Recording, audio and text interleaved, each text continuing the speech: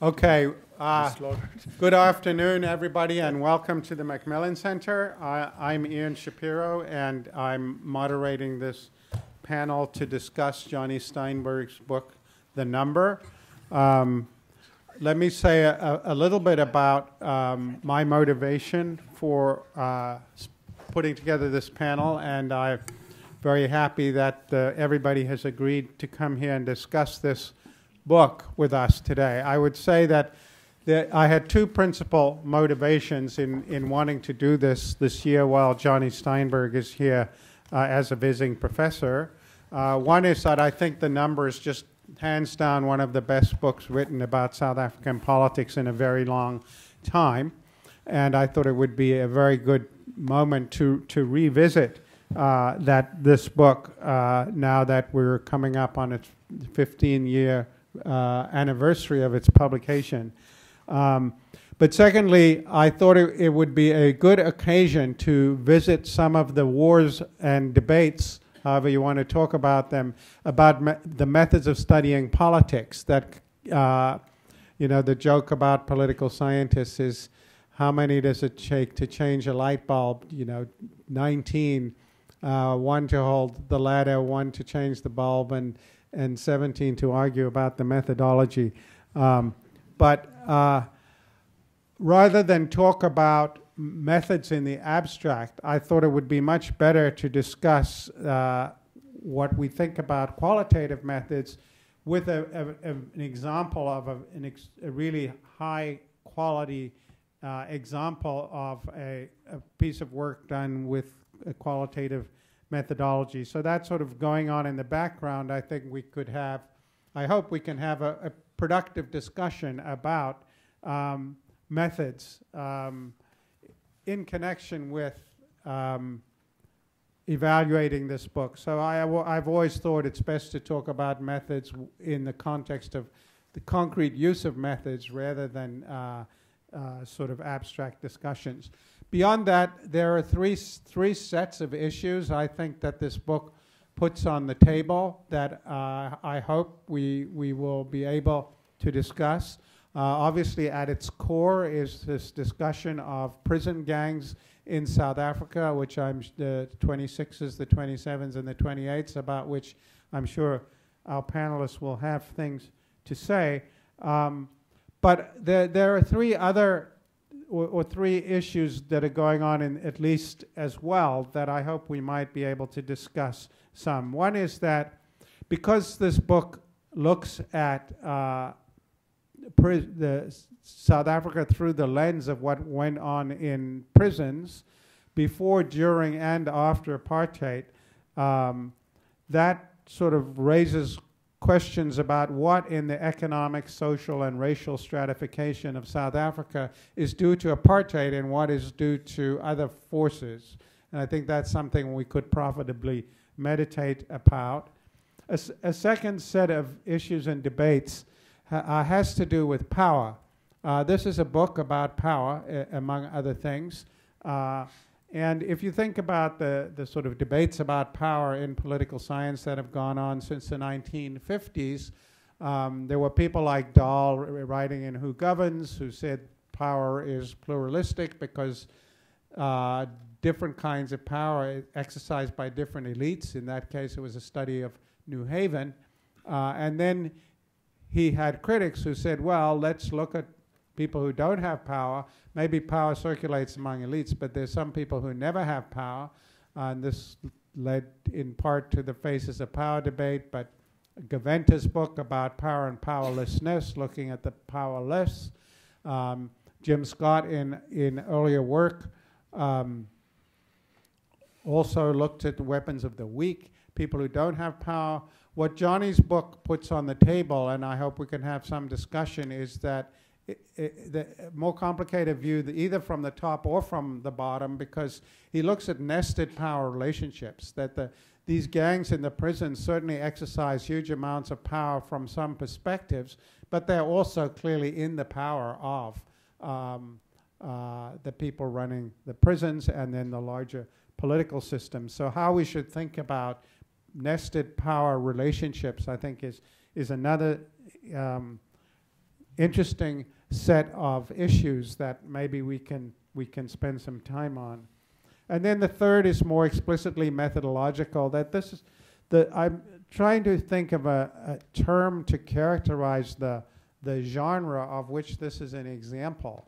And the word, which maybe has occurred to others before, but the word I've come up with, it's a kind of bioethnography, in that it's an ethnographic study, but it's also a biographical study of a living person. So it's using this study of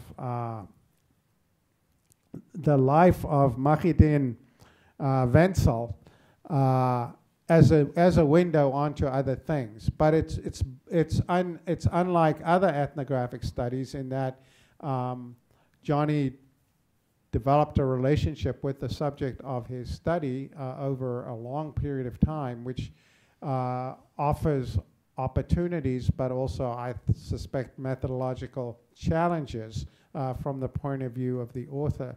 The only other book I can think of in recent times that I would put in this genre, also an excellent book, is Anand Gopal's book about Afghanistan, There Are No Good Men Among the Living, which is also a bioethnographical study in this sense, that it's a very close to the ground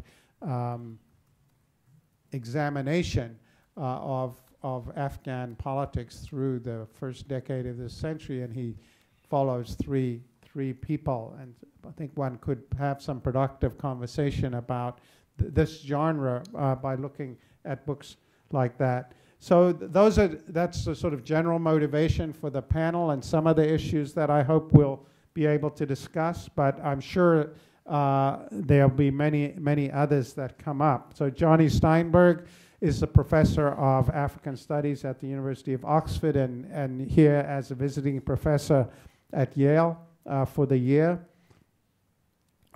teaching 2 seminars, which are, you won't be surprised to hear, packed to the gills, the absolute maximum. Mahmood Mamdani, happy to have him back at Yale. We're always happy to have an excuse to have Mahmood here. Professor of Government at Columbia University, and also he is the director of the Makerere Institute for Social Research at Makerere University in Kampala. It's probably the biggest university in that part of the world. And Mahmood being Mahmood, he really is a full-time person at both places, and so is constantly run off his feet. James Scott is Sterling Professor of Political Science and Anthropology at Yale. Elisabeth Wood, the Franklin Muzzy Crosby Professor of the Human Environment and Professor of Political Science at Yale. And so our procedure is going to be that Mahmood, Jim, and Libby will each speak for about 10 minutes first. Then Jonny will speak for about 10 minutes. Then we will have some back and forth on the panel before opening it up for general comments and questions. So, welcome all, and Mahmood. Thank you, Ian.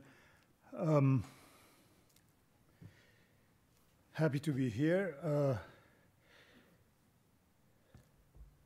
I have to admit that I didn't know about this book when Ian sent it to me and said, you must read this. And of course, once I started reading it, I couldn't put it down. It's a compelling book. It introduced me to a world which I hadn't really known. For me, it's an opportunity to reflect on 2 issues that I work on. So it's a great book, and now I want to discuss where I want to have a conversation with you. So these 2 issues are violence and identity. Violence is pervasive in this book. The system infantilizes the inmate. It blocks the road to manhood for the prisoner. This is not me talking. This is Jonny talking. Violence is part of the search for identity, which is a search for manhood. And you suspect a search for humanity, although that word is not used by the author. But one is struck by the centrality of violence. It's everywhere. It's suffocating. You're blinded by almost a pornography of violence.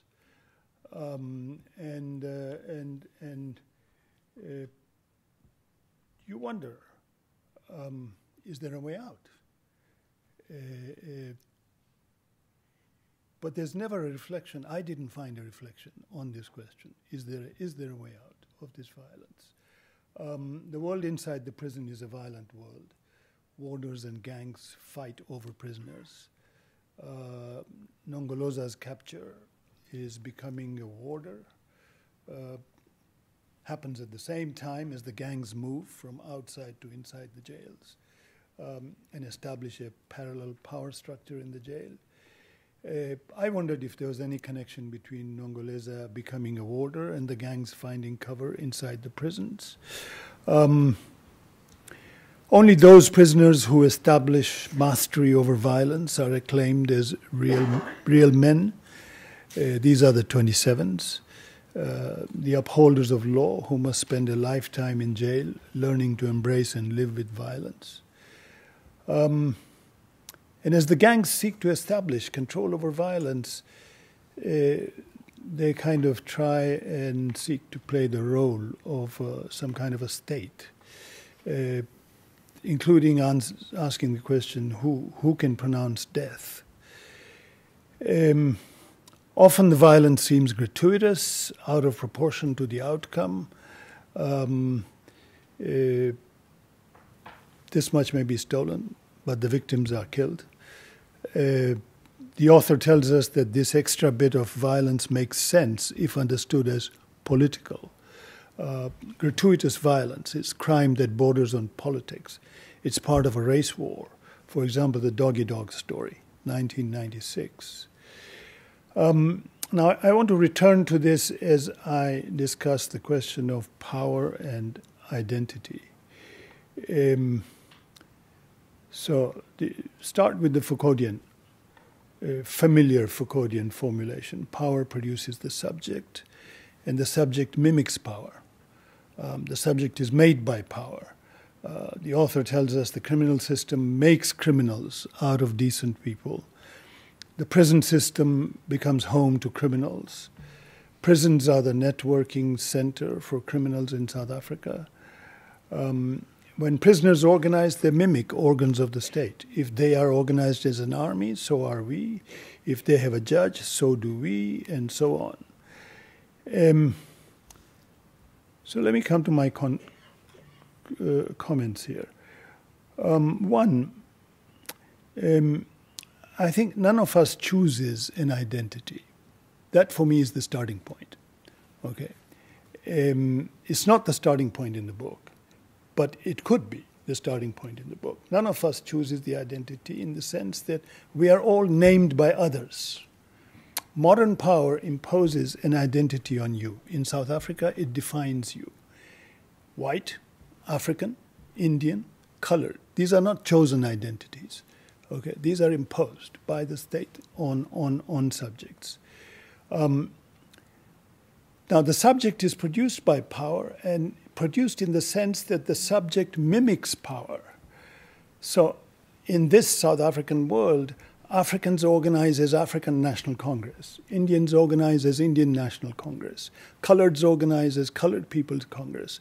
Whites organize as Congress of Democrats. It's embarrassing to say Congress of Whites.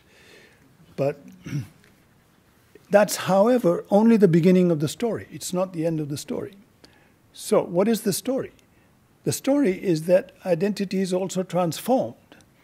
Now, the book closes with a celebration of freedom. Magadien, how is the name pronounced? Magadien chooses to become a Christian. he chooses to look to the future rather than to the past. Now, this is a happy ending. And a happy ending is tempting, but it's not always convincing. Okay? And I'll tell you why it wasn't totally convincing to me. The change of perspective is of vital significance. But choice, he makes a choice, and he makes a choice from a menu. And like any menu, it both offers and limits our choices. Okay, so I want to look at these two sides of it. At the same time, the menu changes over time as choices are produced, new choices are produced. So if we look briefly at the history of these identities in the South African context, so we begin with the identity colored. Now this is an identity imposed, my view, imposed by the state. Then come other identities, both state-enforced and those produced from within societies. So two tendencies Jonny discusses, which seek to flatten the past. One he discusses in the context of architecture, the Le Corbusier's radical urbanism unleashed on District 6, on Bokap, I guess. And the other is born-again Christianity, which he says tries to wash away the past. But Jonny says, things are never quite like that. The past is always part of the present. I agree with it, but then we'll come back to it. The next two are more important. The third identity, which is of the Cape Malay, the Muslim. Now, Magadien is not colored. He's certainly not black. He's a Cape Malay. Am I right? That's what he's chosen in the end. Okay. Yeah. So he's a Cape Malay. This is not a state-enforced identity. Neither is it really a slave identity, because the Muslim is more than a slave. Why does a slave become a Muslim? Is it just because the master will not let him be a Christian, because the state says you cannot enslave Christians? That's what the author implies. But I think there's a larger story here. This is a part of the story which needs telling. I remember I was 3 years in the University of Cape Town, and at that period I remember reading a master's thesis from University of Natal, written in the 70s, on early Afrikaans, known as Arabic Afrikaans. Okay, because early Afrikaans, slaves in South Africa, came with their own intellectuals, imams, unlike slaves who came to Americas. In Americas, the intellectuals were weeded out, imams were weeded out, okay, not allowed to come in. But in South Africa, they came with their own imams. John Coetzee, the writer, once explained to me the influence of Malay in early Afrikaans. Now, here's the interesting part. Early Afrikaans was written in the Arabic script before being Romanized. Okay. The first two publications in Afrikaans were commentaries on the Quran, published by the Ottoman Empire. Right? So Islam is part of the slave's claim to manhood. Islam became part of the slave's claim to humanity. Was Islam an alternative to the embrace of violence and the mimicry of power? That's a question. Okay, in a particular historical period. I don't want to generalize this across history, but in a particular historic. Then we come to the next phase in Magadien's life, which is Soweto and black consciousness. And this is discussed more fully. And we get this Jake Schreval interview, the ironies of UWC colored youth talking in Afrikaans as they mobilize around BC after Soweto. Magadien is now between crime and politics. Black consciousness is an identity transformation for coloreds, as it is for Magadien, I presume, because we don't get much of a discussion between this discussion of the outside and what's happening on the inside, this Magadien. What is the connection between the two? We know he's participating in it to some extent. Now, Magadien becomes Daryl. Right? Magadien becomes a Christian. The author tells us that identity is not a discovery from the past, but a pragmatic choice to make a future. I wanted more. I wanted the choice to be located. I wanted it to be contextualized. From the Cape Malay Magadien becomes a Cape Christian or a black man. Is it a response to Soweto and BC? How do we make sense of it? As the author tells us earlier when discussing born-again Christianity's claim to wash away the past, that things are never quite like that. Is Christianity a different kind of choice after black consciousness and Soweto? The combination of ethnography, history, political analysis is powerful, but it leaves some gaps. My questions are two. One, that the discussion of identity as something voluntarily embraced leaves out of sight the fact that identities are in the first place imposed, not chosen. Two, there are two kinds of identities. Identities which simply affirm and reproduce the relationship with power, which involve no more than the mimicking of power. And then there are identities which tend to be transformative. And here I think we need the author to give us a slightly deeper look at Cape Malay and Islam and at black consciousness and Christianity. If I had more time, I would have talked about the need for a comparative approach, how that would have assisted. Comparative meaning looking at outside South Africa. Thank you. We'll take a couple more minutes. If you want. Okay. Don't forget you said that. All right. So, a couple. Well, I mean, you know, can't be tailor-made.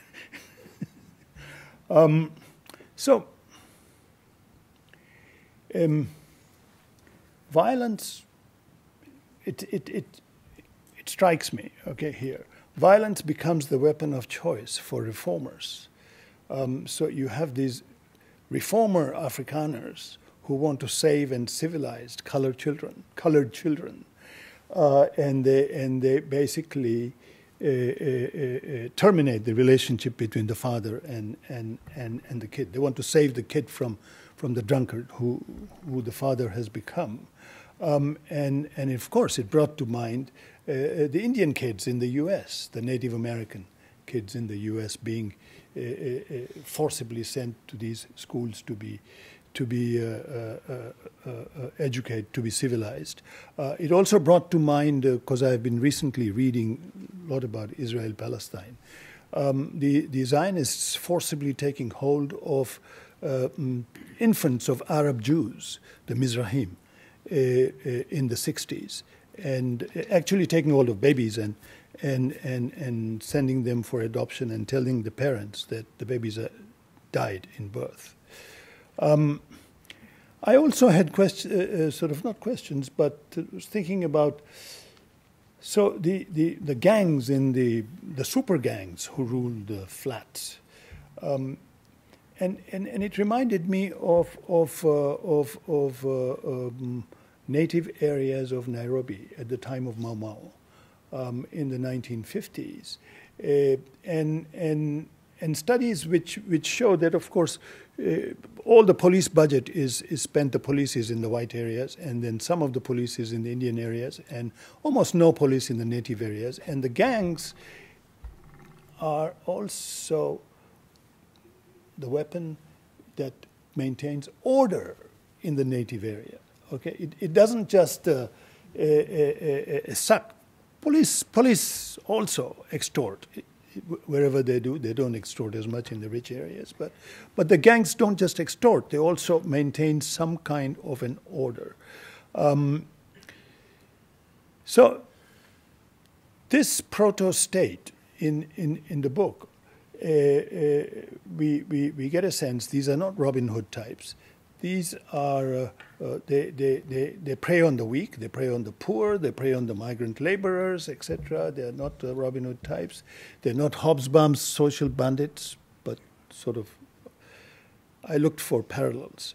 I thought of the story of Boko Haram, which is also a very interesting story because the story of Boko Haram has a connection with the Afrikaans story, the Swahili story, the Hausa story, because the original Boko Haram is founded at the time when the script of Hausa is changed from Arabic to the Roman script. Roughly the same time as that of Afrikaans is changed to the Roman script.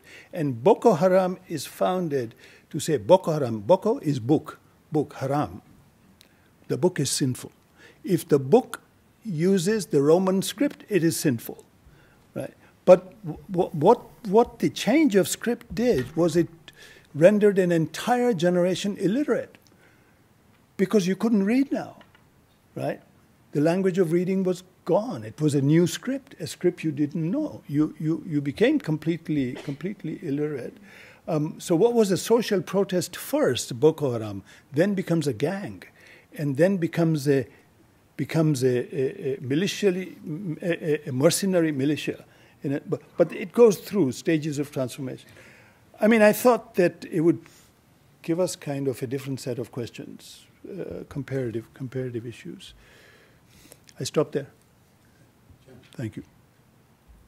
I now realize why I'm here. Since we're speaking about Cape Malays, and I study the Malay world, I was always astounded that in going through works on the Swahili coast, I came across a lot of words that I recognized to be Malay words, and was astounded at the diaspora of the Malay world born on water and how far it extended. I'm going to touch on 2 or 3 themes, and I'm going to leave aside what for me is one of the most interesting themes, and that's Nongozola's history and the way in which it was mythologized by the gangs and came to stand for something that did not represent the actual historic activities of, am I pronouncing that correctly?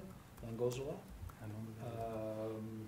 And it seems to me that one of the things Hobsbawm does teach us, although these are Avengers and not Robin Hoods, is that in fact what's most interesting about any of these groups are the stories made up about them by succeeding generations and people who look to them as a kind of touchstone for their own orientation and has nothing to do with what they actually did in the world. So, you know, Jesse James was not a nice man, but the stories about him have him coming home and teaching Sunday school and helping old ladies across the street. And that was, in a sense, made up by people who celebrated Jesse James because he was attacking the banks and railroads, who were exactly the people that the Missouri Sodbusters hated most. That's the subject I'm not going to take up. I think this is the most brilliant granular examination of a prison society and prison identity that I've ever read. And one of the things it does, as if perhaps we didn't need to have it done again, is to have us understand that prisons are not panopticons a la Bentham, in which the prisoners are atomized, sealed off from one another, in which there is this one eye, surveillance eye with total power that controls every aspect of their life. Prisons are run by prisoners, but as Marx would say, not quite the way they might like to. That is to say, it's run by prisoners within limits, as Jonny so carefully shows. So the world is divided into nighttime and daytime, and who controls these spheres of the day. The limits on prisoner violence to the point where the length of the blade of a knife is specified so that you do not actually kill someone, but wound them grievously, because everybody understands if you go further, you're going to get murdered by the wardens and the prison guards. So the there is an uneasy collaboration between the warders and the prisoners, and the structure of their cooperation seems to me to try to avoid the worst outcomes for each of them. It is a kind of order, although in the last analysis, the warders break ties, if you could put it that way. Second theme is the question of how prisoner organization mirrors, resembles, distorts, mimics, a lot of words have been used already, the world of apartheid and governance outside. And here, I guess I want to read what Mahmood actually referred to in passing, but I would like to sort of read the entire paragraph because it seems to me to be extremely important about the process of power in the prison. What page number is this? I'm afraid I have a different Book. It's about 183. Okay. The figure who emerges from the initiation rituals, having been beaten, taken actor de berga, subject to a saltless diet, is really a distilled version of a man. The sort of man a second-rate philosopher cobbles together. Notice philosophers in the room. He consists of a few hard-shorn virtues and nothing else. One is solidarity, but a solidarity of a very particular ilk. The recruit is to be robbed of a part of his own physical integrity for the sake of the gang. His sacrifice is visceral and highly personal. He feels it on his body. The second is stoicism. It is critical that the recruit show indifference to his pain. He must not cry out when beaten. He must emerge from isolation unscathed. This is perhaps the starkest and most striking of the virtues of the initiation fosters. The recruit must demonstrate the ability to amputate, or at the very least to stunt, vital needs, feelings, and responses. So the price, in a sense, of one's manhood comes at one's manhood comes at the expense of cutting off these features of human experience. And what do these men do with their newfound manhood? They become, in essence, a mirror to their custodians. And here is a kind of indirect quotation that Jonny uses, we are what you are. You are an army, we are an army. You have a head of prison, we have a judge. Where you have a head of section, we have a general. Whatever you do to us, we will do to you in turn. Far from resisting authority, they are locked into it like a deer in the headlights. Their aim is to mimic it eternally. The question arises, if they mimic the structure of power in the society, would we be able to look at different kinds of prison systems elsewhere in the world and infer or deduce the kind of prisoner society that would arise? I think it might be possible. I can't attempt that here. I gave Jonny a copy of Varlam Shamalov's large book called Kolyma Tales, 700 pages on the Gulag Archipelago, a better writer and a more astute observer of human sensibilities than Solzhenitsyn was, I might add. And he describes a world of, I guess you would call them Untermenschen on the one hand, and the gangsters on the other hand. And the gangsters control everything in that prison society, all the privileges, the ability to stand next to the stove, the ability to get the easy duties, to be gotten to the infirmary where they can rest for a few days and so on. So there, at least to hear him tell this story, it's a world divided between people who don't account, who are feminized and infantilized on the one hand, and gangsters on the other. I know, because it's in this bibliography, that Jonny has read Matheson's book on Norwegian prisons, in which, being Norwegian prisons, all the duties of prisoners are spelled out precisely the way a sort of work form might be in a Norwegian company.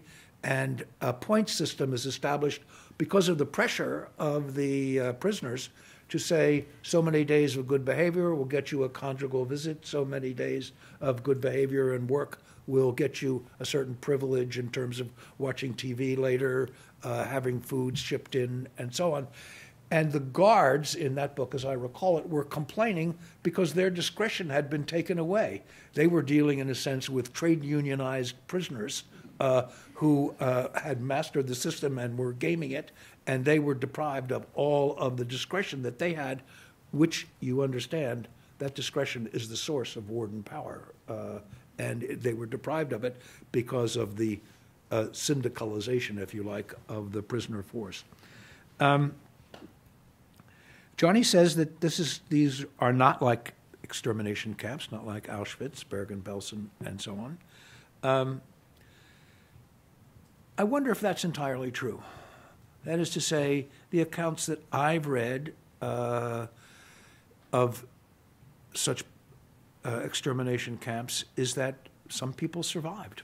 And the desire to live created a class of prisoners who took bodies to the pits for incineration, who were given duties that preserved them from going to the ovens themselves or the gas chamber themselves. And so there was a kind of very small remnant who were able, by a kind of collaboration, to be able to survive under these quite extraordinary and, for most people, totally deadly projects. I imagine that there's a book or dissertation there of comparative prison cultures and the kind of prison society cooperation, solidarity, and behavior that it breeds. I want to say something about the kind of ethnography this book represents, and this is something that Ian urges us to get into. It is an extraordinarily reflexive ethnography. That is to say, and it was noted in that way by an interesting review in the Los Angeles Review of Books that compared Van Onselen's social history of Cas Mine. It's an oral history of a sharecropper in South Africa with Jonny's book. So in terms of reflexiveness, it seems to me that certain ethnographies assume a quasi-deist view of filling in all the details and having, in a sense, the ethnographer disappear altogether, as if you're seeing this, it might be a kind of brilliant view by X-ray, helicopter, or what have you, but the ethnographer disappears. Then there's, if you like, the postmodernist view that there's nothing really out there except me looking at what's out there and my interpretation of what's out there. So let's talk about me. And that then gets to be a kind of solipsistic version of ethnography that seems to me to lose a good deal of its value. I think that Jonny's ethnography keeps its eye on the protagonist, Magadien Wentzel, but never forgets that he brings certain things to this encounter himself, how his presence structures every relationship by either implicit or explicit relationships of power, by the structures of power that exist outside. And in this respect, it seems to me he does an extraordinary job of giving the floor to his protagonist. I want to read one other extraordinary exchange, which I don't think one would find even in the best ethnographies that I'm familiar with. This is Jonny writing, of course. I leave the prison that day feeling hollow and unhappy. In writing this book, I have used the words I and me. I say to Magadien, Magadien tells me as if we are equals. We are not. The relationship between a journalist and his subject is never a relationship between equals. The I in the pages of this book, the journalist, the I in the pages of the book the journalist pens is not a flesh and blood being with a soul to be bared and a heart to be scorched. He is a cipher, an abstraction. He is a pair of eyes that sees all. The subject, on the other hand, the Magadien, he is the one with the bared soul and scorched heart. The I is capable of doing him violence. And then, as I said, he gives Magadien the stage. He says to Magadien, "This is not what you expected." "What do you mean?" Magadien says. "Why, you were so keen to have a book written about, why were you so keen to have a book written about your life? When we met, it was like you had been waiting for years for me to come along. And when I do arrive, it's not what you thought. I make you into a fool. I bring these documents that make you feel like an idiot." He sighs deeply and shakes his head. "No," he says, "it's not that you are making me a fool, not a fool, but a little baby. You are the one who came in here with stupid ideas. You thought you could get me to tell my story without causing me pain. Are you mad? How can I talk to you about my life without feeling pain? I wait for 10 o'clock and I think, Jesus, what is he going to ask me now? Is he going to ask me something important, and I will have forgotten? You know what the conclusion was I came to last night? I told myself, if I hadn't been so fucking angry all the time, if I hadn't been such a rude, negative bastard for 25 years, I would have been more observant. I would actually remember my life. Even a lot of inmates in here remember me from the old days. And only after we start talking, I begin to remember. I feel I am losing something. I am afraid. The more my memory goes, the more my life goes. So yeah, every time you come to this cell, I'm scared. Scared that I haven't been there for most of my life. Scared you will have discovered something about me I can't afford to remember. But you know what? I'm a guy who speaks his mind. If I didn't want it, I would have thrown you out long ago. I would have said, Johnny, it's been great. You're a great guy. But this is fucking me up. We must stop. Thanks for your time. So I actually don't know of an ethnography where, in a sense, the ethnographic present situation and power and relationship between the ethnographer and someone who is the subject of a kind of oral history gets to be so displayed in a way that gives a reader a kind of sense for how fraught these relationships are. Finally, I guess it's clear to me that a book like this will teach you more about the society of prisons and warders and power under extraordinarily constrained conditions than a 6-foot shelf of sociology about prisons in general.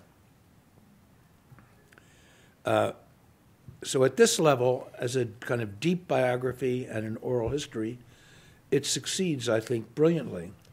The question is, what would have been the alternatives of a study like this? There is Van Onselen's oral history of Casmain called The Seed is Mine, which is one of the truly great oral histories that I'm familiar with. I've taught it often, but it takes a completely different view and doesn't get into the relationship between the ethnographer and the protagonist. The other example that I'm extremely fond of, which is another step in a different direction, is Theodore Rosengarten's All God's Dangers, The Life of Nate Shaw. It's a Southern sharecropper between the wars who went to prison for being a kind of militant in a sharecroppers organization. But it is a purely oral history. That is to say, after an introduction by the person who collected the, if you like, did the interviews and just listened to this man, he didn't ask any questions. This man just talked and talked and talked. And so the creativity is in the editing, which the person who put the book together talked about. But there is nothing but, there are no dialogues. It is just the words and stories and subjectivity of the protagonist, who is Nate Shaw. It's a different name. We now know what the name was. And it is an extraordinary book. And it, like Jonny's book, will teach you more than a 6-foot shelf of economics about sharecropping in the Cotton South in that period.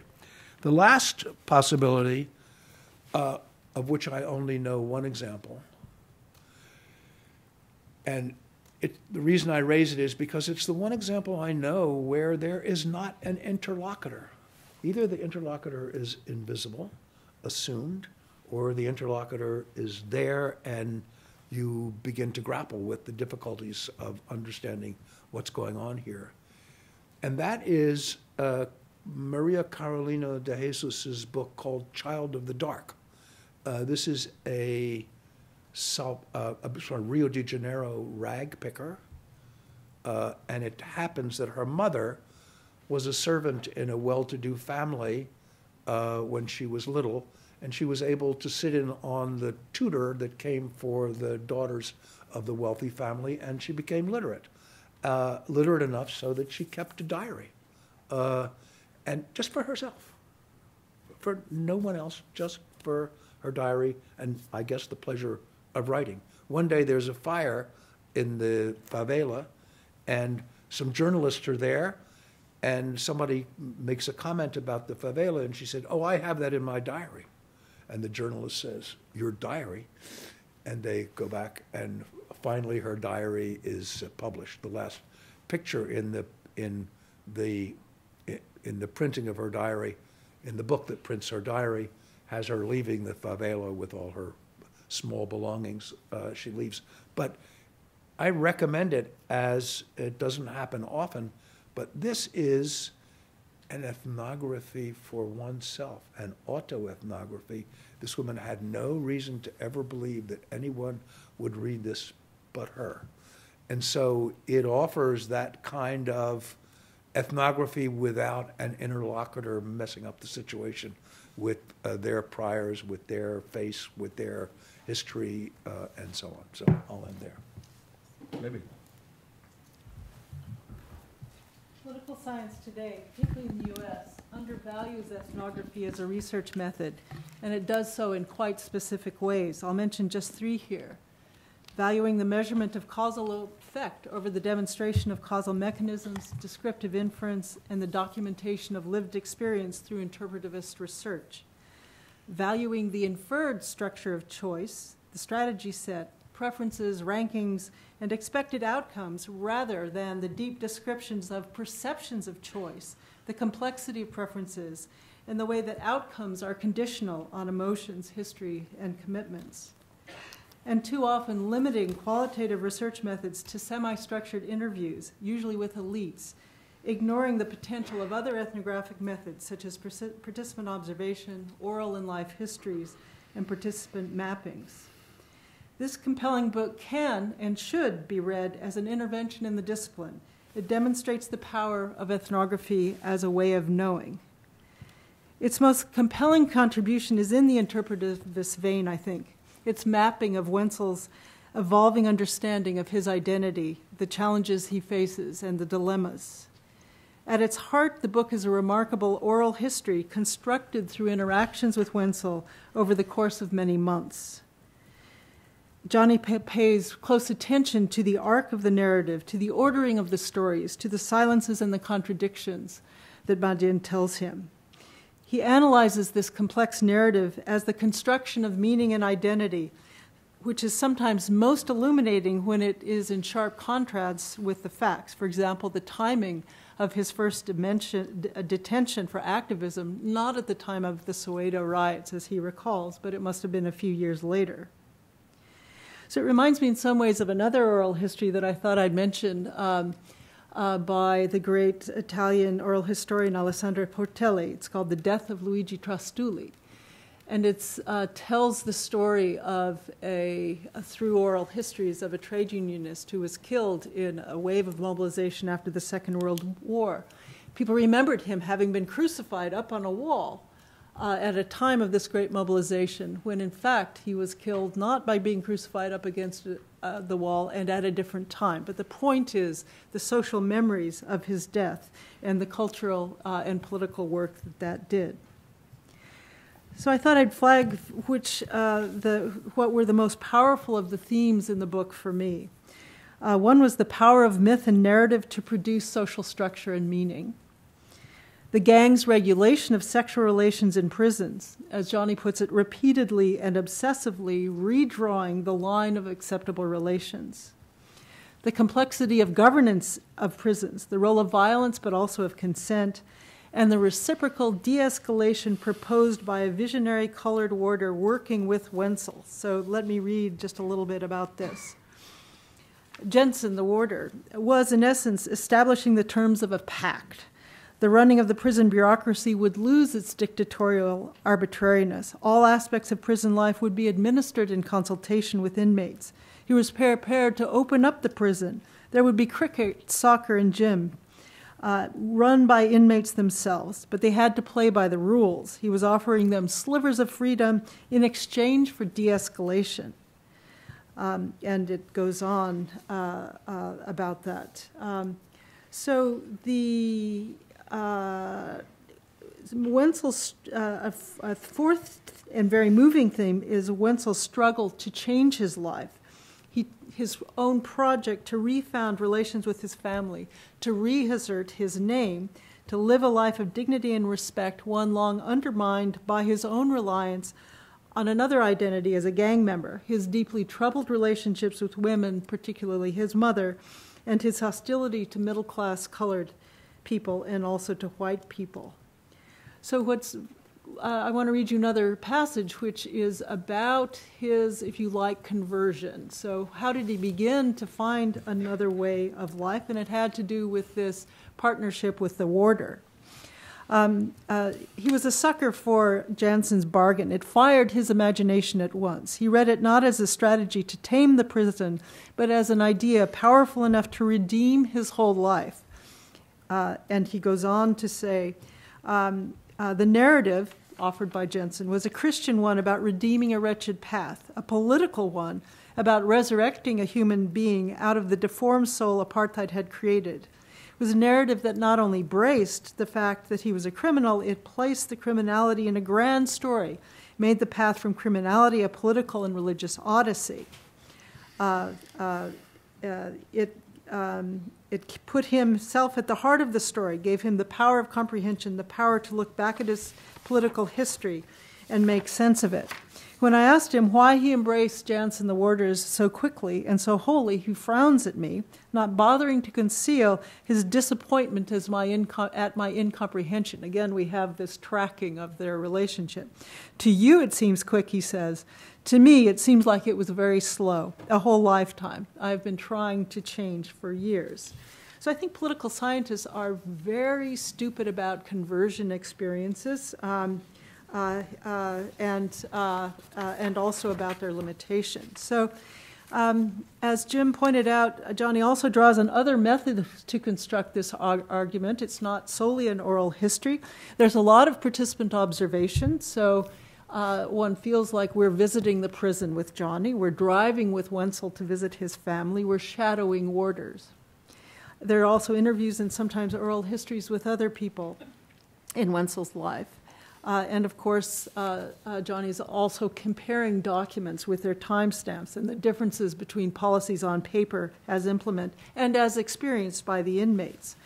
So the book also makes notable contributions to descriptive inference, for example, documenting the structure, the practices, and culture of the number gangs, documenting the warden's offer and the inmate's response that I just read, and arguably makes suggestions of causal inference, suggestions towards building theories of self-organization in total institutions, of violence, and more specifically of the role of violent initiation practices. All of these are current themes in the literature on political violence by armed organizations.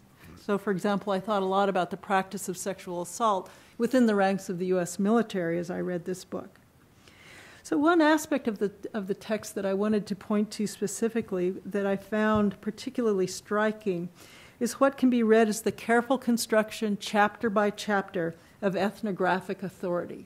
So what makes a good ethnography? What makes an ethnography a credible, deeply persuasive piece of social science research? As Jim, I was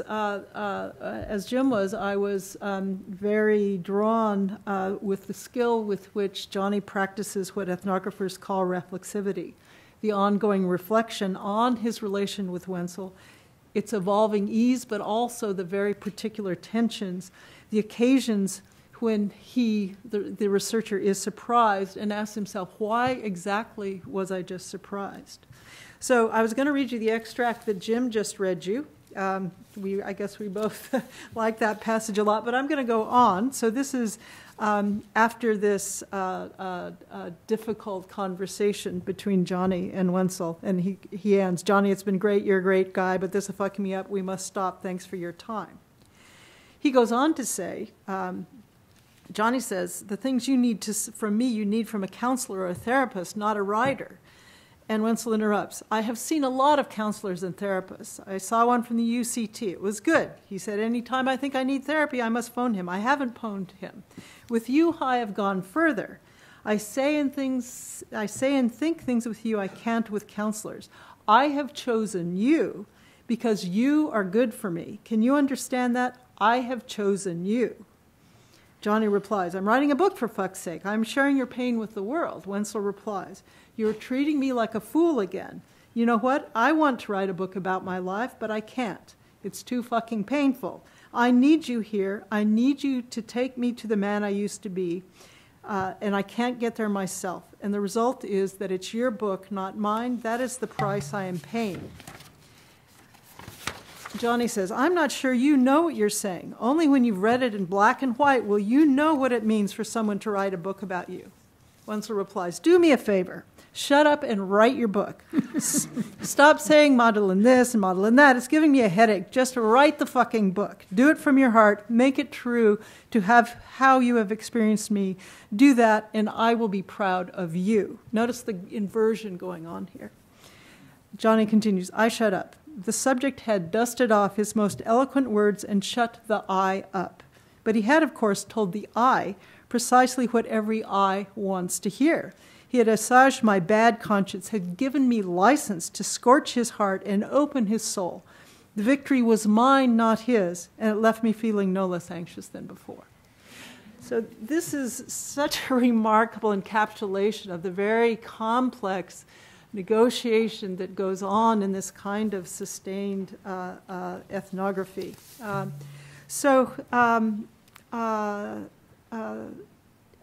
The other piece that I wanted to pull out as particularly powerful in this reflexive mode is Jonny's reflections on the ethics of field research and also on, so for example, his respect for the silences on the part of people that he speaks with. So, for example, he doesn't approach family members at some points because it would be too meddlesome. It's too previous. It's not the right time.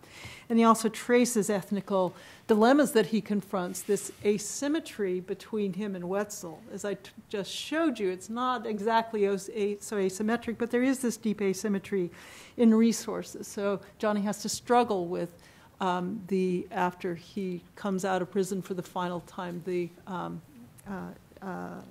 deep poverty that Wentzel is suffering and what he, Jonny, can and should do about that. So fittingly, the final words belongs to Wentzel, who thanks his brother and friend Jonny Steinberg for giving me the opportunity to tell my story, a story untold. And that's the end of the book. So. Thank you. Jonny. Sure. Well, thank you so much to all of you for reading it to begin with, and for everything that you've said, which I'm still digesting. Very uncomfortable experience listening to all of it. So I'm also at a disadvantage because you've read the book. I haven't read it since it was published. I tried to in preparation for this, but I developed a fierce resistance to it. So it's been 14 years. So I can't respond to everything that you've said now, but I can to some of it. But I thought that maybe what I do is take everything you've been quoting is very sort of intimate and in the ethnographic moment. And I'll draw back from that. maybe respond, well, I think to Ian and to Mahmood. And the first is about apartheid and you know, what prison gangs might have to say or might illuminate about political history, you know, the political history of a country. And to do that, one needs to situate them in historical time and in politics. And you ask, what here is apartheid and what is social forces beyond apartheid or other than apartheid? I mean, one way to understand apartheid in its entirety is as a moment in a much, much longer history.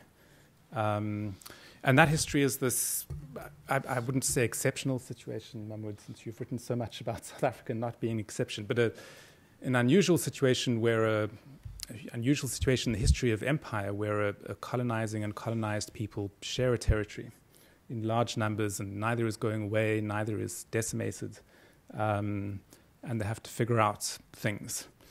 And I think apartheid is maybe best described as a massive, long holding action in that history by a group of people who really did not know what to do next, and decided to wait.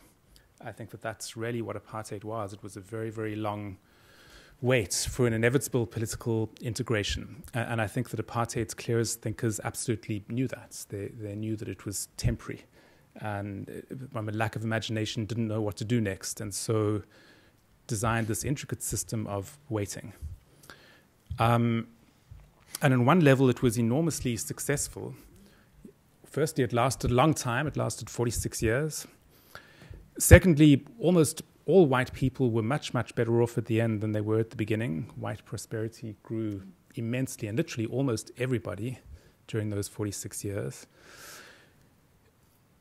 And then white people negotiated a transition in which their children would retain, as valuable and rich social capital as they had under apartheid, and so the prosperity would go on more generations. In that sense, in that narrow sense, it was a hugely successful project. It also had massive, massive costs. One was white fear and disinvestment from the future, which are feelings which are actually contagious and which some black people caught, something we can maybe talk about later. But another was the black suffering as a result of the waiting, and I think that's where prison gangs come in and where they're understood. And part of that suffering, I think, is best understood in the currency that people like Frans Fanon and Albert Memmi spoke about humiliation, about Mahmood striving to be human. And, prison gangs long preceded apartheid, but apartheid amplified everything about them in sheer numbers and essentially what they meant and what they were trying to do. One of the most dramatic things that happened during apartheid was that South Africa moved from being labor scarce to having huge surpluses of labor. When apartheid began, there was almost full employment. By the time it ended, unemployment was way, way up. And if there'd been another system, a politically integrated system, it probably couldn't have stopped that, but it could have managed the fallout in much more gentle ways. So instead, you had a population becoming surplus and being shunted around by this bureaucratic machinery that was cranking itself up and getting more and more powerful and more angry. And part of that was the prison system. And so prisons and prison gangs preceded apartheid, but by the 1970s, the sheer number of prisoners and the per capita imprisonment and incarceration rate in South Africa was absolutely extraordinary. That's a meta-history which is missing from the book. The book is in the middle of things. It's watching from close up. I think that's probably the most important part of the meta-history. And that's where these gangs are located in the just after the high apartheid era is when they're they're really at their height because of what's happening in the world around them. And what are they trying to do? The story of Nongoloza is such an incredibly complex story. But one of the things that the story is really so obviously trying to do on its surface is to give the people who tell it historical and political agency, is really to place them in the center of history, in the spine of history. So the story of Nongoloza it's an archetypal narrative of liberation. An indigenous people is colonized. They're proletarianized, and then they resist. But the difference here is that the heroes are not the ANC or Nelson Mandela, who don't figure in the story. They're invisible there. They have no role. The hero is a criminal. It is really an attempt to put the marginal right in the center of history, to give them historical agency.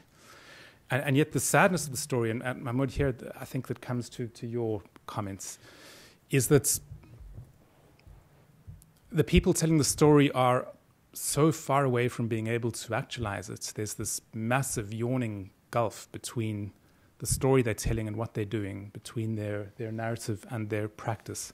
Because really their practice is really a response to this chronic existential emergency, which is their prison life. Yes, Jim, absolutely there is a semblance of order in the sense that the blade has to be so long, and that the majority of prisoners actually come out and are not slaughtered there. But it is, in a sense, an organized state of nature. It's close to violent explosion always, and it's orchestrated by warders to be so. That's the easiest way to run the prison. And so it's an unbelievably, almost unfathomably ritualized world, in parts to stave off the state of nature, to stave off this Hobbesian world. I mean, I hadn't read René Girard when I wrote this book, but his book on violence and sacrifice could easily be describing this world. Sacrifice as an act that stems the state of nature, that stems chronic and incessant violence and halts it by killing somebody and then making them sacred, as a pause in violence. It's so clear to me in retrospect that that's one of the things that's going on here. And another thing going on, another chronic emergency that has to be dealt with again and again and again, is the scandal of men sleeping with men, which in this world is intolerable. And so much of this ritualized energy is about making it tolerable, through an enactment of exaggerated misogyny. And so the story, the narrative of Nongoloza is this real reach for dignity, for historical agency, to be placed in a world in a meaningful way. And yet the conditions of existence in this institutional life make that impossible. They are, by their nature, degrading. And yet, and I guess this does come out quite clearly in the number, and yet these people, the bearers of this story, do from time to time end up playing pivotal roles in the very center of South African history. And that's whenever there's an uprising, whenever there's mass unrest. So in 1976, it's school students who begin the unrest, but it gets its mass character and its menace and its power when gangsters join it. That's when it becomes really powerful and menacing. And again, in the insurrections of 1984 to 1986, again, it's begun by activists, but it develops its menace and its power when people who are called komtsotsis, which I guess a translation would be comrade criminals, join us, people on this cusp between a criminal life and a political life, somewhere in between. So the people who actually staffed the barricades in the struggle against apartheid are these people who knew all about Nongoloza and about the number. But this history nonetheless remained invisible. Activists didn't know about it, or if they didn't care much for it. So it is a strange confluence of a formal, proper, dignified liberation history and an underground criminal history touching each other at pivotal moments and actually changing history. The end, to end that story is after apartheid. In a sense, this world helped deliver South Africa from apartheid in a complicated kind of way by occupying the streets.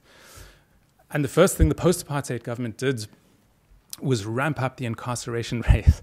By 2000, 6 years after the end of apartheid, the per capita murder rate incarceration rate was higher than it had been at any point during white rule. And that wasn't out of malevolence or menace. It was, again, out of a lack of imagination about how to govern a very, very difficult place.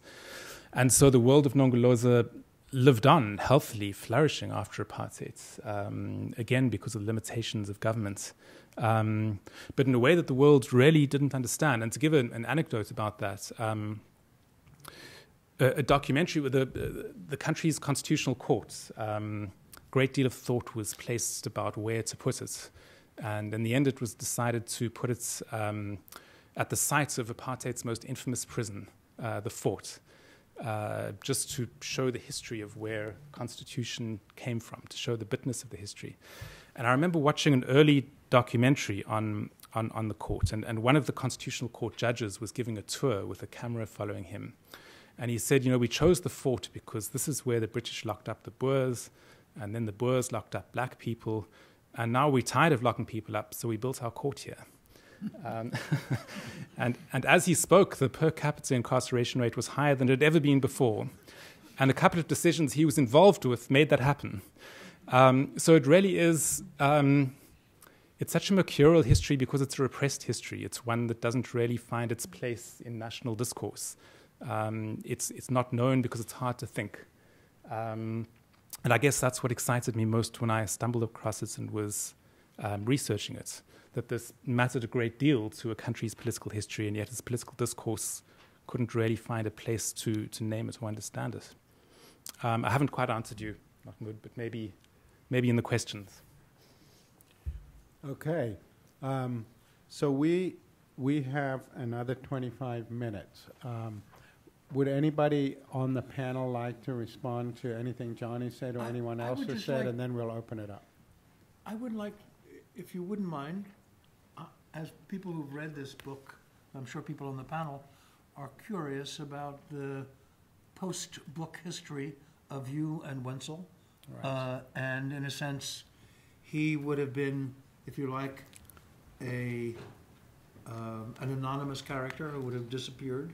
You, with all the fraught difficulties that involved, I'm wondering how he has survived your book and what his subsequent history is and the history of your relationship to him. Yeah, it's a difficult history. So the book was published when about 18 months after he was released from prison. And he had invested very, very heavily in the book and what it would do for him. When I met him, he was famously a reformed gangster. He was going to leave jail, and he was going to make a living being a reformed gangster. That was his vocation and his career, and it was going to be his source of income. And the book in South Africa did very well, and people came to him and wanted to work with him. And this, Mahmood, goes to what you were saying. Each of these endeavors failed after a month or two. He, having lived, this dramatically institutionalized life, his entire adult life had been either in a prison gang or lurching back towards a prison gang, and now he'd left them forever. But other institutions were not going to contain him, including and especially do-good NGOs, which wanted him to work to a program. And so here was a middle-aged man who was never going to fit into the rhythms of a middle-aged life that he had imagined. He was not going to find his humanity that way, nor was a Christian for that matter. And so these endeavors failed again and again. And he got poorer and poorer and ended up living in a self-constructed wooden house in a very poor area of Cape Town. And as he got poorer, our relationship soured. He was angry with me, he was angry with the NGOs, he was angry with the world. We came together again a few years ago because a movie was being made of the book, and I agreed to give him most of the proceeds, so we had a business relationship. Right. But that's if I'm not mistaken, he predicted what you just said. That is, he said, how do you expect people who are told when to sleep, when to eat, when they can watch television, that whose whole life has been regimented and administered, right? How do you expect them to not want to go back to, how do you expect them to live an autonomous life outside the prison? Well, his insight is quite extraordinary. It is extraordinary, and the tragedy is that he now had nowhere to turn because the gangs had exhausted his soul. He didn't have a choice. He couldn't really go back there, and yet nor could he go to any other rhythm. Okay. Any questions? Comments?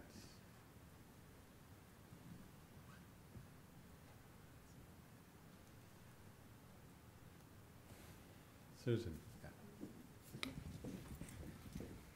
I guess it's partly picking up on your own answer, because, as you said, the book is about one guy in one prison doing things, right? And the question is generalizing it to something, and those are, I'm sure, a wonderful, very insightful tale.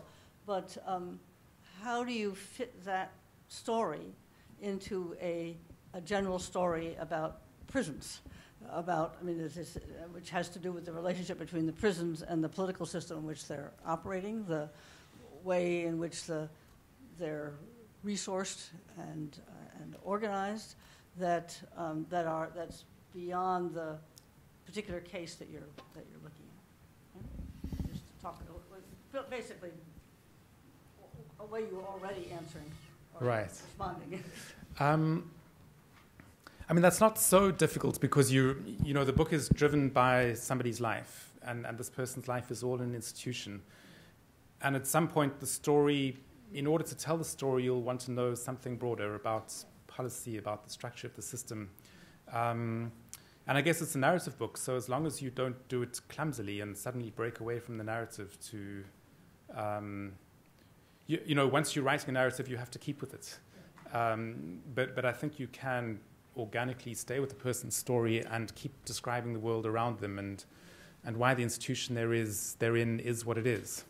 So I think the sort of institutional history that you're talking about can fit quite naturally into this sort of narrative form. To learn something from doing the book about, suppose the head of the prison system in South Africa calls you in and says, give me some advice. So, that happened all the time, actually. While I had to report to the Department of Correctional Services to one of its deputy director generals every 4 months. And she would interrogate me for hours, and I'd walk out stumbling and exhausted. I mean, for them, I was kind of a fly on the wall, a sort of source of information that they didn't usually get. So they really made me pay my way for that. I guess I want to say something for the value of this book in general, the way in which the texture has you understand things about race and incarceration that you will never understand with the larger picture. I mean, the Nate Shaw book, for example, there's a scene in this book that, there are many scenes in this book that actually are embedded in my mind, but one of them is when Nate Shaw, who's a black Southern sharecropper, needs a loan. And there's a hardware store owner with whom he has credit relations, and he knows the performance of abject deference that he has to do in order to ask for this loan. And he goes and does this performance and gets his loan. And from a larger perspective, of course, he reinforces the Southern hierarchy of race and deference and so on. And he comes back to his family completely triumphant because he has given a successful performance and put over that performance and gotten what he wants. He doesn't feel in the slightest bit degraded. He feels that he's put one over on the man and gotten sort of the loan. It's very complicated, and if you just left it, if you didn't see how he understood that act, you would miss a lot about sort of Southern racism and public performances. What would you say you learned about South African politics and political history as a result of doing this that you wouldn't have learned in any other way? I mean, kind of everything. I mean, really what I've just spoken about was about the cultural and political history that produced the people who staffed the barricades and why they staffed them and what they were thinking and doing. Formal political history borrowed from this history. It borrowed its personnel, it borrowed its people, it borrowed its minds and its emotions. And yet it's an entirely buried history. In the informal histories of South Africa, the youth simply appear on the barricades.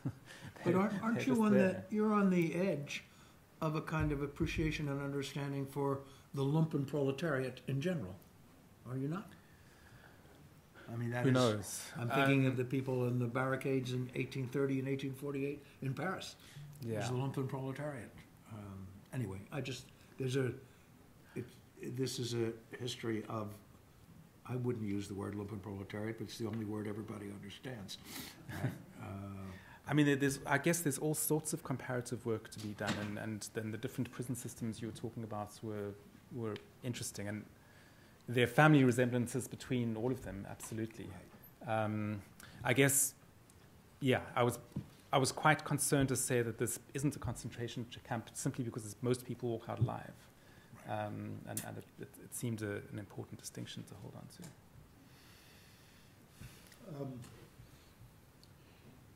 So, all the questions we're asking you have an assumption, which is that did you see the world in this raindrop?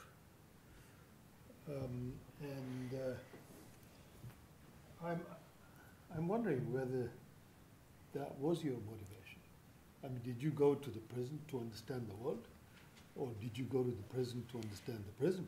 I mean, what did you go there to do? What was your motivation? I would be very interested, because we're all interested in the world, and our orientation to the prison is completely instrumentalist, in a sense, right?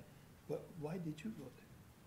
Well, it was very much to understand the world, because when I went in, I happened to go in on a writing assignment. I wasn't particularly interested in prisons. I kind of stumbled in. I was 32 years old. I considered myself unusually informed about my country's political history. I'd been deeply involved in it, all my adult life. And yet here was an institution that was older than the oldest liberation movement, older than the ANC, had a continuous presence throughout the country for generations, told this incredibly elaborate political history. And not only had I never heard of it, but nobody in my world, my political world, had heard of it. People saturated in the country's politics. So it became absolutely obvious that I needed to go back and explore it much more. And to ask what it was and why it was that we hadn't have heard of it. It was no coincidence, what it said about political history in general, that this massive, pervasive movement which had touched generations, millions of lives, it was invisible. So that was my motive. Why it was there but not there.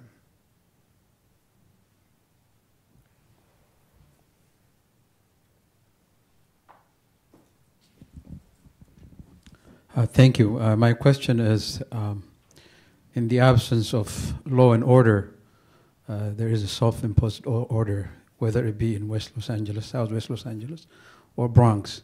And then Mahmood also mentioned in Kenya, where there are officers in the white neighborhood or Indian neighborhood, but are absent in the minority or majority Kibera areas or so forth.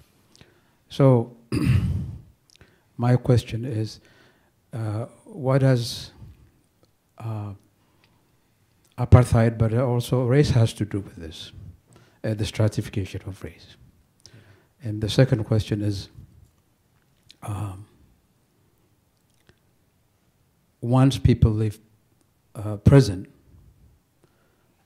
you've mentioned it, that there is a lack of, I mean, if someone spent 20, 30 years in prison, when they leave, they have no idea how the world, and they are, I have to confess that I worked with ex-offenders for 15 years and so forth, and they are scared to death. They prefer to go back to prison because it's regimentary, as you said, and predictable. So some would commit a crime and go back. So in America, it is people are stigmatized and very hard for them to find a job. And how is in South Africa, where they have access to resources, employment, and such? Thank you. Yeah, these things aren't measured as well in South Africa as they are in America. So the studies are considerably more limited. But it seems that the story is much the same. The recidivism rate is very, very high. It tends to stop when people hit about 45 years of age, and people generally stop going back to prison then. But from 18 to 45, I mean, the recidivism rate is extraordinary. People going 7, 8, 9 times to prison during that time, and sort of losing a crucial stage in the life cycle and never being able to recover it. So it's the same story. It's an extremely damaging story. I mean, you're absolutely right. There is always order, and the gangs in South African prisons, are lurching to a form of order, but the price that they pay is enormously, enormously high in violence and I guess in becoming a sort of person or a sort of human being who is going to find it very hard to adapt to be another sort of human being. Again, Mahmood, that touches on what you're saying. I think that if you're looking at people's searching for humanity, it's very important to look at the rhythm of their life and their age, and what happens at a particular moment in their life. Somebody like Magadien had this sort of range of ways of looking for meaning, and one was through the gangs. And weirdly enough, to be coloured in the number gangs, one becomes human by borrowing a Zulu history. You become one of Nongoloza's children and therefore become Zulu. And there's a sense that there isn't sufficient depth, there isn't sufficient history in being coloured to withstand one, to hold one up. It's not a solid enough foundation. One becomes Zulu in order to become human. It's a very tragic story. The other options are the opposite. They're to become Muslim, and the very deep, rich history in the Western Cape that holds. And another, as you say, is a BC Christian legacy. And each comes with its own networks, its own institutions, its own ways of being. I think that all of those are very, very hard to latch onto and enter and work inside when you've spent the first 20 or 30 years of your adult life in prison. They all become very, very hard to grasp, and if you can't grasp, to stay hooked, to keep. I think it's, for many of these people, becoming old is a process of sliding away. Very hard to attach and nail one's life down. So, sorry, can I ask one? Can you say something more about two of the characters in the book? One is the colored guy who becomes the warden at the end of apartheid, and who wants to turn the prison into a non-prison, kind of. And the other is the guy who comes to tell them that, look, you're not really colored. You are the Khoisan, and this is your real history, and both of them failed spectacularly, kind of. I don't know the subsequent history of the second man, but the subsequent history of the first, Jonny Jansen, he became this Khoisan fundamentalist. Firstly, there was a terrible racial fight in the prisons among warders between black and coloured warders, which he got very, very damaged by and got demoted and marginalised.